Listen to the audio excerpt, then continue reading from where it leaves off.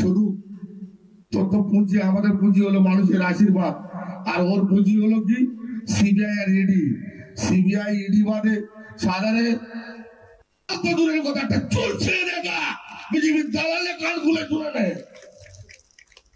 শুধু আমরা মানবতা দেখায়, আমরা সন্দেশকালীর মানুষ চ্যালেঞ্জ করে বলছি আমরা সবসময় শান্তি চাই। ওই দালাল মির্জাপুর বেঈমান ওই কাদির ছোড়েদের কথা শুনে যদি লাফালাফি করো তাহলে আমাদের কিন্তু এবার দাঁত ভাঙা কিন্তু শুরু করতে হবে। মাথাটা গরম করাবে না।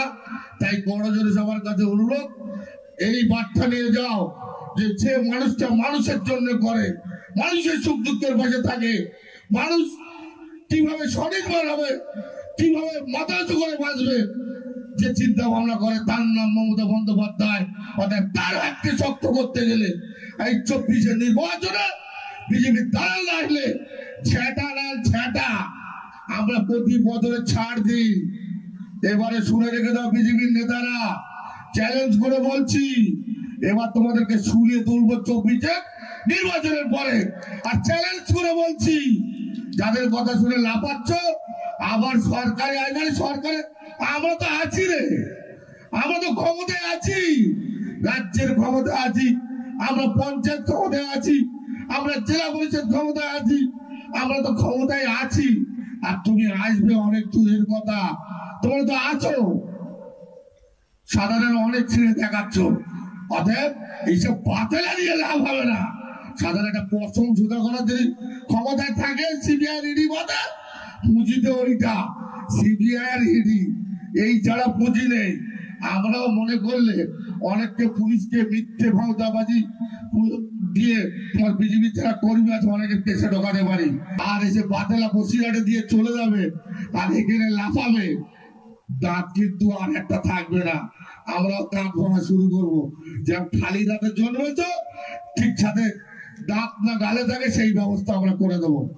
লাফায় না বেশি, মাথা ঠান্ডা রেখেছে বলে দুর্বলতার সুযোগ দিতে যেও না।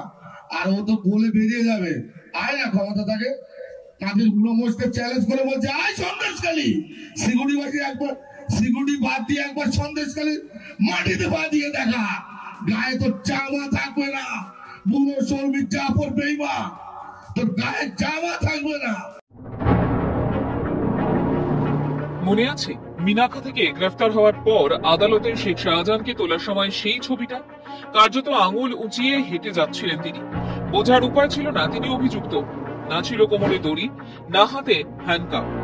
বিরোধীরা তো বলেই ফেলেছিলেন পুলিশের সাহসী নেই ওর হাত ধরার।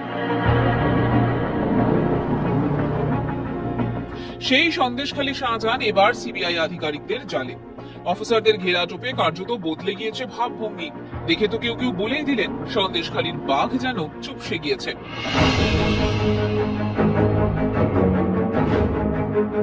ইডি আধিকারিকদের উপর হামলার প্রায় 55 দিন পর যখন শেখ শাহজাহানকে তোলা হয়েছিল বসিরহাট আদালতে, সেই সময় যেন তিনি নিজের গর্বেই ফুলে ফেপেছিলেন।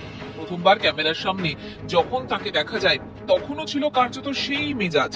চোখে মুখে একটা অদ্ভুত দৃঢ়তা, সাদা ধবধবে জামা, সাদা প্যান্ট আর সঙ্গে ম্যাচিং ধূসর রঙের নেহরু কোট, পায়ে সাদা স্নিকার্স। পুলিশি ঘেরাটোপ, আদালত চত্বরে জনতার ভিড়, কিন্তু না সব ছাপিয়ে গিয়েছিলেন শাহজাহান। কারিগরি অভিযোগ তার বিরুদ্ধে, কিন্তু বডি ল্যাঙ্গুয়েজে এক ফোঁটা বোঝাও যায়নি। ঘটনার দিনই বসিরহাট সাংগঠনিক জেলার বিজেপির সভাপতি তাপস ঘোষ বলেছিলেন প্রমাণ হচ্ছে তো পুলিশ এতদিন জামাই আদর দিয়ে ভালো মন্দ খাইয়ে রেখেছিল, আর যখন ক্লাসের উদ্দেশ্যে তাকে বার করা হচ্ছে পুলিশ তার হাতটুকু ধরা সাহস দেখাতে পারেনি। সিপিএম এর জেলা নেতৃত্ব জোনাল কমিটির সদস্য কিঙ্কর ক্রান্তি রায় জানান পুলিশের ক্ষমতা নেই ওনার কোমরে দড়ি পড়ানো, বারবার বিভিন্ন কেস দিয়ে শুধু পিসি টানবে।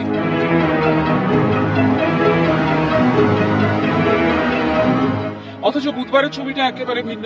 হাইকোর্টের নির্দেশে যখন তাকে সিবিআই নিজাম প্যালেসে নিয়ে যায়, কোথাও যেন সেই আত্মবিশ্বাস গর্ব দেখা গেল না তার মধ্যে।